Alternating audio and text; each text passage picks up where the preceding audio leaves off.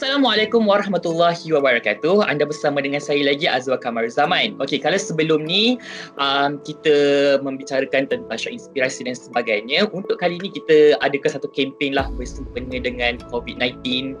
Dan kita kalau boleh nak buat kesedaran tentang COVID-19 ni, memandangkan kita semua akan berhadapan dengan norma baru, kita semua akan melalui satu fasa yang baru, serta satu kehidupan yang baru. Jadi saya rasa macam agak baiklah untuk kita mengadakan satu kesedaran tentang COVID-19 ni. Dan seperti mana semua maklum bahawa semenjak COVID-19 ni mula ular di dunia, jadi ramai yang risau, ramai yang ketakutan dan sebagainya kan. Jadi dalam kita semua ketakutan dan kerisauan, ada pihak yang sanggup merisikokan diri kerana tugas dan kerjaya mereka untuk kita semua. Jadi untuk berkongsi perkara ini dengan lebih mendalam, saya bersama dengan salah seorang frontliner yang pernah berkhidmat untuk negara sepanjang COVID-19 ini, iaitu Hai, saya Sahnas Bell. Kita bagi nama yang paling senang sikit. Pertama sekali, Assalamualaikum warahmatullahi wabarakatuh dan selamat petang lah sebab ni petang kan. Okey, terima kasih. Pertama sekali akan nak ucapkan terima kasih kepada Azwa sebab sudi interview akak lah untuk kali ni kan. Okey, itu kan memang nama akak orang memang kenal sebagai Kak Bell. Okey, nama penuh panjang sangat. Okey, Nur Nabila Masfuza binti Abdullah. Okey, dah bertugas sepanjang 9 tahun lah di dalam hospital under KKM. Pengalaman 9 tahun tu akak bukan kerja saja di dalam Dewan Bedah. Akak dah pernah kerja dalam unit rawatan rafi. Akak pernah kerja dekat pediatric unit kanak-kanak. Dan juga akak pernah kerja dekat ward medical. Jadi experience akak sepanjang 9 tahun ni bukan terhad kepada satu unit sahaja, tapi akak dah masuk berbagai unit yang mana memberikan akak 1001 pengalaman.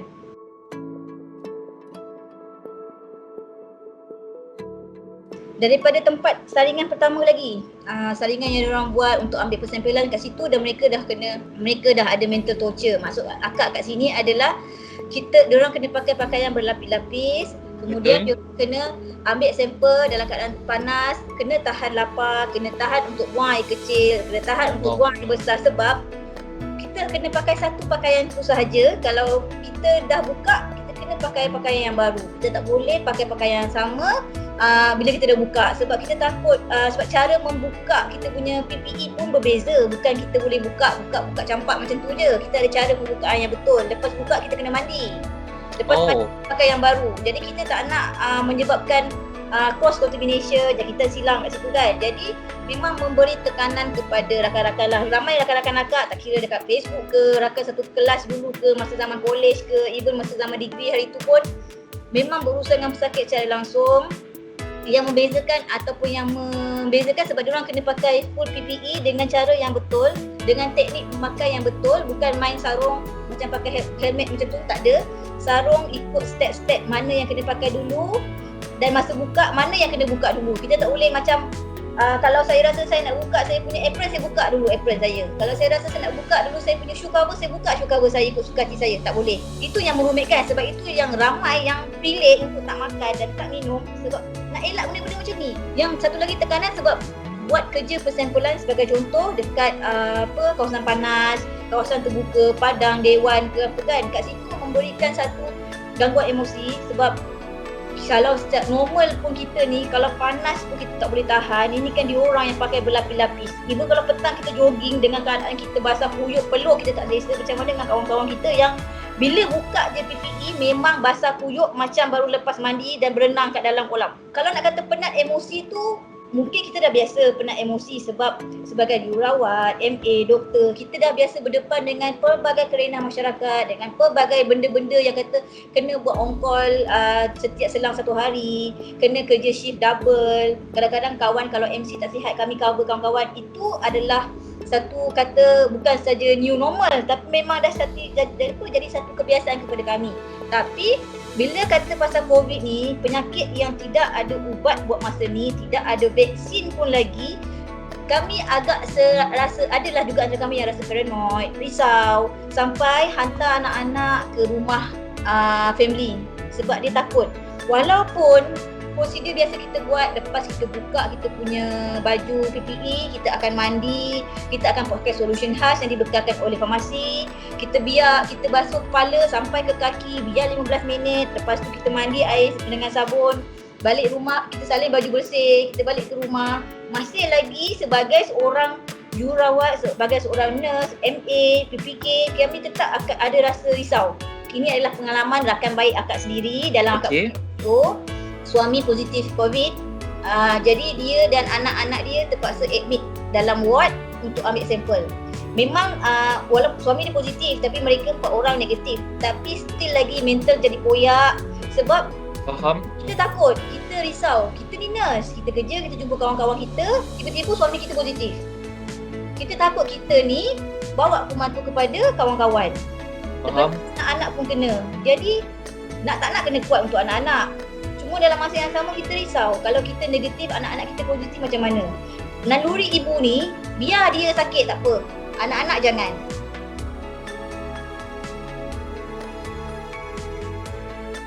Yang pandang COVID-19 remeh ni sepatutnya kena datang kerja ke hospital. Setuju? Kita pun pakai full PPE tau untuk cuci. Itu baru cleaner. Cleaner pun sama penting dengan mana-mana kakitangan kesihatan yang bertugas. Sebab untuk cuci lantai pun kita ada solution khas. Betapa kita menjaga ataupun mengelakkan risiko jangkitan tu dengan menggunakan solution khas untuk cuci lantai sahaja. Macam mana dengan dekat luar yang kita tak nampak pun. Dulu kita kata tak perlu pakai mask. Sebab dulu kita berlaku kekurangan mask dekat hospital. Terpaksa pakai satu mask satu hari, satu shift. Jadi bila berlaku kekurangan mask, jadi satu beban kepada kaki tangan juga. Memanglah orang cakap, kata tak payah pakai mask, kata orang yang sihat tak payah pakai mask. Kenapa orang hospital pakai mask? Orang hospital sakit ke? Kena fikir logik kat sini. Saya kerja dekat hospital, yang datang jumpa saya 10 orang. Awak pergi jalan, tak ada keperluan, kenapa kan? Tak perlu pun keluar sebenarnya. Tapi kenapa keluar? Jadi bila awak keluar tanpa hala tuju, awak pakai mask, awak dah mengurangkan beban kat situ, awak dah menyebabkan kekurangan mask kat situ sebab dah berlaku pembaziran. Ada yang bawa baby. Betul. Pakai mask, baby free flow udara tersedut kuman, kita tak tahu.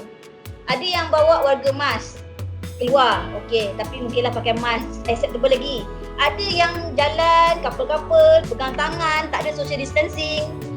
Apa kita orang dah buat sehabis baik untuk memutuskan rangkaian COVID, diorang keluar berjalan, tak ada social distancing, bawa baby, rasa sangat-sangat frust. Memang kita nampak kuman tu, tapi yang bekerja dengan kuman yang banyak selama ni pun kita ada meletakkan rasa ragu-ragu.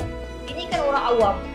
Jadi kalau macam kita kena ikut macam SOP yang KKM, yang DG Hisham dah beritahu, kita kena avoid frisi, yang mana kita kena elak crowded places, mana tempat sesak, kita kena elakkan confined spaces, tempat yang tertutup, ataupun kita kena elakkan close conversation, maknanya bercakap dengan jarak yang dekat.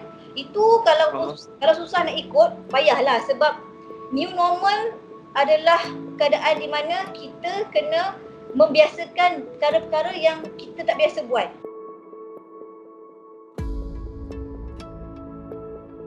Cuba, macam akak cakap tadi, cuba letakkan diri anda dekat tempat kami yang bertugas siang malam. Akak sekarang tengah buat master. Jadi majoriti akak punya classmate adalah mereka-mereka yang bertugas menjaga sekatan jalan raya. Jadi mereka tak cuti daripada hari first sampailah sekarang. Ada yang hari raya pun still lagi kena buat sampel-sampelan dekat tempat-tempat tertentu. Kami tetap bertugas, kami tetap bekerja. Kami tak kisah kalau anda bercuti, anda pergi duduk dengan family, anda duduk apa-apa, kami tak kisah. Cuma patuh. Walaupun PKPB ni dah diberikan, dah kata dimulakan, dapat kelonggaran sana sini, janganlah terlalu longgar, janganlah terlalu happy, bergembira. Bergembira tu sampai pergi bawa motor laju-laju, seronok, berpesta semua, sampai jadi aksiden, dah tambah lagi kerja. Cuci tangan. Sekarang ni semua masyarakat perlu amalkan benda yang dah kita ajar. Cuci tangan dengan betul. Cuci tangan dengan cara yang dah diberikan ataupun dah banyak video dekat YouTube yang kita dah ajar cara cuci tangan yang betul. Hand sanitizer. Memanglah hand sanitizer dia cakap 75% alkohol.